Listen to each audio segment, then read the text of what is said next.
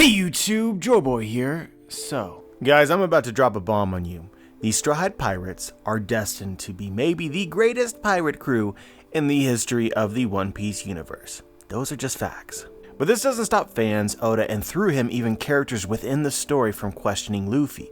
Luffy may eventually be the king of the pirates, but to reach this point he must fundamentally change, become a slightly different person, and a much more effective leader.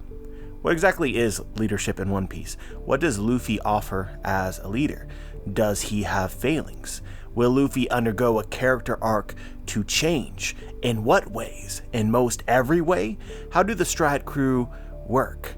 What are the failings of other Straw Hat members? These are things that I want to understand in order to tackle the discussion. So when I originally plotted out this video and wrote the script for it, it became apparent to me that this video was going to be incredibly long, talking about understanding Luffy, other crew members, the crew itself. So I've decided to cut this video into consumable parts. This is effectively part 1.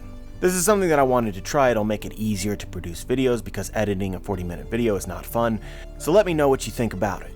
Today we want to tackle the question of Luffy's stupidity. Cases where people believe that Luffy is acting stupid, but I do not think so, and when he is actually being stupid. Let's do it. Oda and other storytellers often begin with a philosophical premise from which they can develop a gripping theme and related arc. I find that some of the best stories I have ever read, they entertain questions that make sense from either side, essentially philosophies that can be debated. One Piece began with what I would call a pretty typical shonen protagonist template.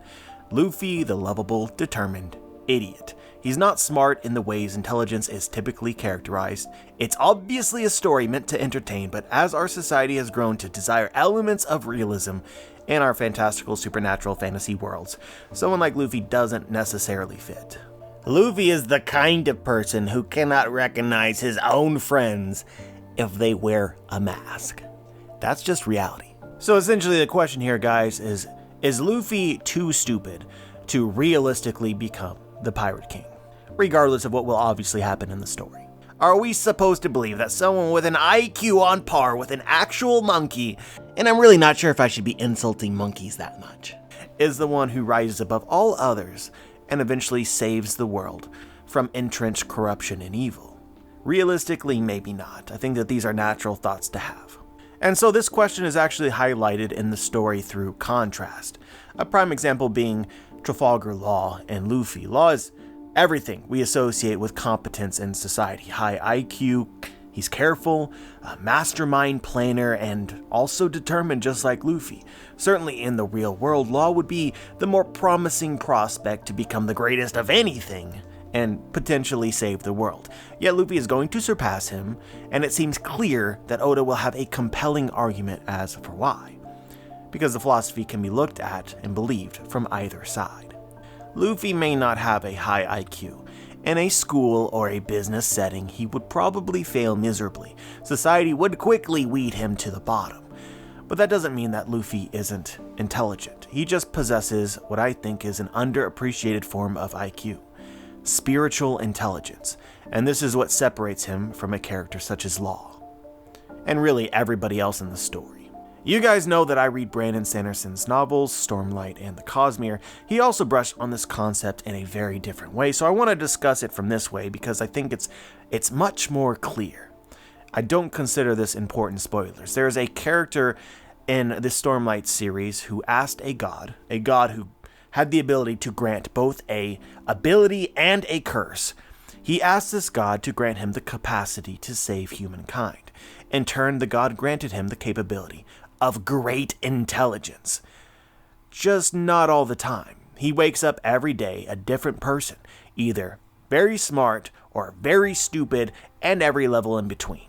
So this character lives his life awaiting the day that he might have enough intelligence to solve the world's problems by himself. At his peak intelligence, he can learn languages in minutes, plot outcomes, situations, probabilities of complex multivariate events in seconds. This is, in his mind, a perfect day. A day he feels like a living god. But the thing is he believed the entire time that the god had granted him the boon of intelligence and a curse of stupidity. But the true curse may have been that he never had both abilities together, for when he was stupid, he was granted another important element of saving humankind: compassion. This man lived every life either smart and devoid of kindness, or stupid and filled with empathy and compassion. I believe the moral of the story is only with both great intelligence and compassion could he have the capacity to save the world. His curse is he only had one or the other. As the Dalai Lama said, considered a living Buddha, love and compassion are necessities, not luxuries. Without them, humanity cannot survive. Both Brandon and Oda appear to agree with this philosophy, and the context of their stories expand upon this. Those full of compassion, they better understand people.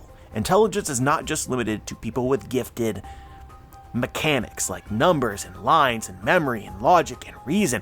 Empathy and compassion is a talent not everybody possesses, which is equally as valuable. To relate this to One Piece, I call this spiritual intelligence, and Luffy is the same character who instead wakes up every day dumb but kind. Haki, the power of the spirit, is the force by which makes Luffy greater than everybody else in the world. While other people scheme and plot, Luffy's compassion is what is ultimately going to change the world. Compassion leads to adversity no one would believe possible to overcome, and it leads to allies no one would ever think possible to earn. Not everybody with great compassion wins, but the person who does could change the world. And so guys, this is a very important concept to understand. Compassion is not idiocy. That is fundamental to One Piece. If Luffy does something stupid because he is compelled by compassion within reason, it is always intrinsically the right thing to do. When Luffy chases Robin across the sea despite her pleas that they leave her to die, when he demands that she tell him the truth, that she does want to live and she does want to be saved, even at the cost of declaring war on the most powerful unified force in the world, it's not idiocy. Luffy was compelled by compassion, something he intuitively understands at a higher level than anyone else. He isn't smart, but he felt Robin's lies. He could sense her emotion and her desire. He understood her, and he fought for what she wanted. Most every fight in One Piece starts the very same way. When Luffy sees someone being mistreated and he feels like they are innocent and they are undeserving, he is compelled to fight. This is most often true with his friends. It can also be true with friends of his friends, and sometimes he doesn't need to be their friend. Although after he acts, they always become his friend. He knows wrong when he sees it, and he fights against that. I find that this is a really relevant question right now in the story. In recent events, Luffy is climbing the tower in order to face off against Kaido, and he's accompanied by Sanji and Jinbei, who both feel as though they need to travel with Luffy to prevent him from involving himself in all the various fights that are taking place, because Luffy is motivated to act, and he feels pity and concern for the sufferings of others. This is how Luffy thinks, and this is how Luffy has acted for all of the story leading up until this point. Luffy has gotten where he has gotten because he involves himself in fights that he really should not. In the past, Luffy has never worried about who it is that he would need to face or who it is that he would need to fight. He would act purely based on what he wanted to do. Everybody told Luffy that it was idiocy to go after Ace. You are not in these people's leagues. You're setting yourself up for failure. You're potentially, running to your own demise. But Luffy did so anyway. And of course, Ace still died. But where would Luffy be without this event taking place? Is Luffy even still the same person if he chooses to abandon Ace? And is that change really for the better? Should it actually matter? Should you actually act any differently just because you know the dangers involved? Where would Luffy be if he feared CP9 and he feared the world government and decided to let Robin go? If he thought to himself, we're not yet ready to declare war on the government. It is no coincidence that Gold D. Roger is characterized in the very same way from Garp himself. Garp said that if one of Roger's friends was in danger, Roger was compelled to fight, just the same as Luffy. Guys, it does not matter who Luffy fights if he is fighting for the right reason. It's not stupidity.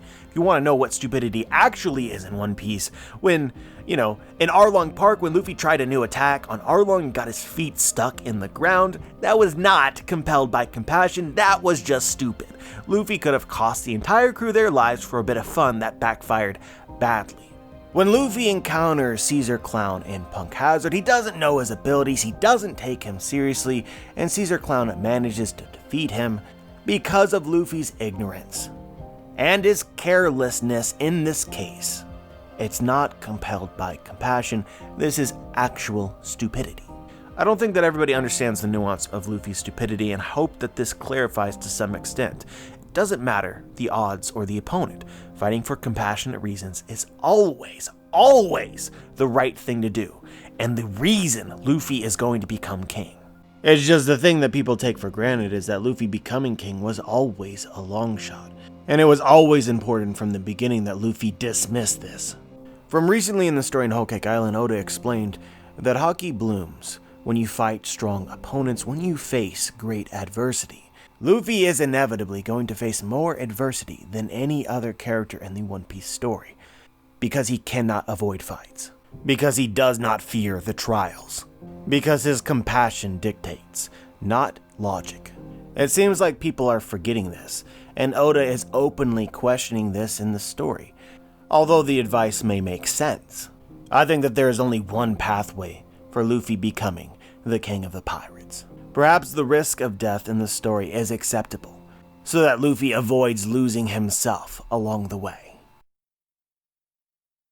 But yeah guys, that's pretty much all I wanted to talk about today. Obviously, as you look further into it, it can be more complicated, and I plan on complicating this in future videos as we work towards understanding Luffy, other crew members, and the crew itself.